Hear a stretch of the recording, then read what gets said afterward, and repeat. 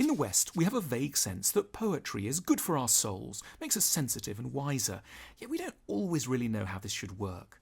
Poetry has a hard time finding its way into our lives in any practical sense. In the East, however, some poets, like the 17th century Buddhist monk and poet Matsuo Basho, knew precisely what effect their poetry was meant to produce. It was a medium designed to guide us to wisdom and calm, as these terms are defined in Zen Buddhist philosophy.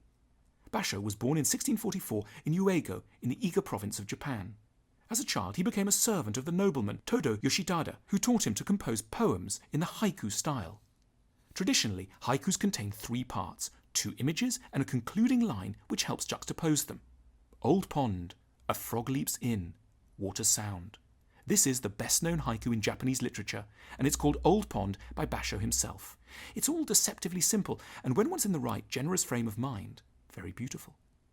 After Yoshitada died in 1666, Basho left home and wandered for many years, before moving to the city of Edo, where he became famous and widely published. However, Basho grew melancholy and often shunned company, and so, until his death in 1694, he alternated between travelling widely on foot and living in a small hut on the outskirts of the city.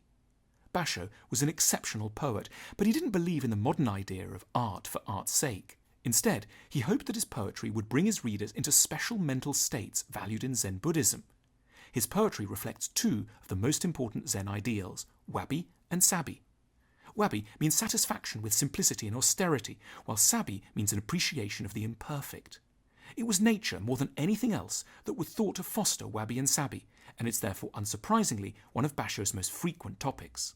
Take this spring scene, which appears to ask so little of the world and is attuned to an appreciation of the everyday. First cherry, budding, by peach blossoms.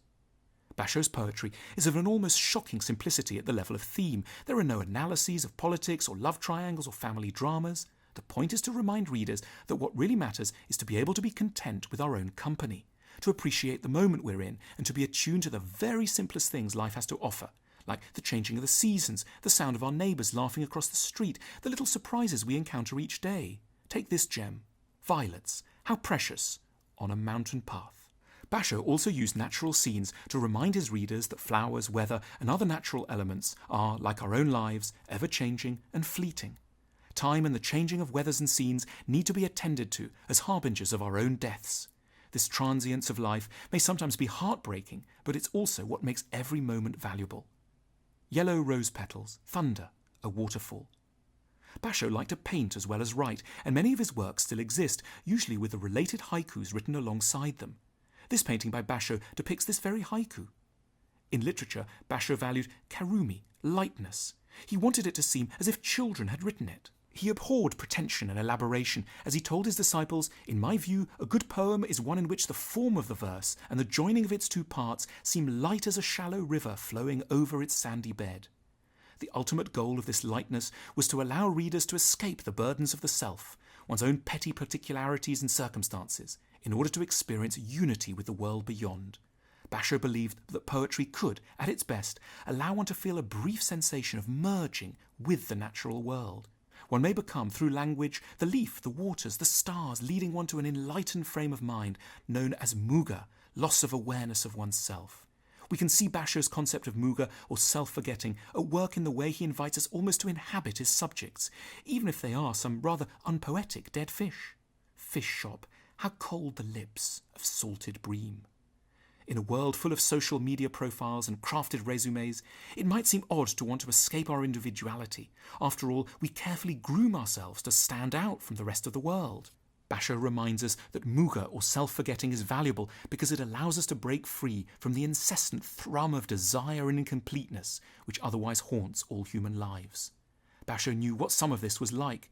He suffered for long periods from deep melancholy after his house burnt down, after his mother died, and sometimes for no reason at all. Sometimes he didn't feel like seeing any of his friends. He spent long periods of time travelling the dangerous back roads of the Japanese countryside with little more than writing supplies, and he spent some truly unglamorous nights. Fleas and lice biting, awake all night, a horse pissing close to my ear. Yet muga freed Basho, and it can also free us from the tyranny of glum moments of individual circumstance. The poems are valuable not because they're beautiful, though they are this too, but because they can serve as a catalyst for some of the most important states of the soul. His poetry constantly invites us to appreciate what we have and to see how infinitesimal and unimportant our personal difficulties are in the vast scheme of the universe. They remind both the writer and the reader that contentment relies on knowing how to derive pleasure from simplicity and how to escape, even if only for a while, the tyranny of being ourselves.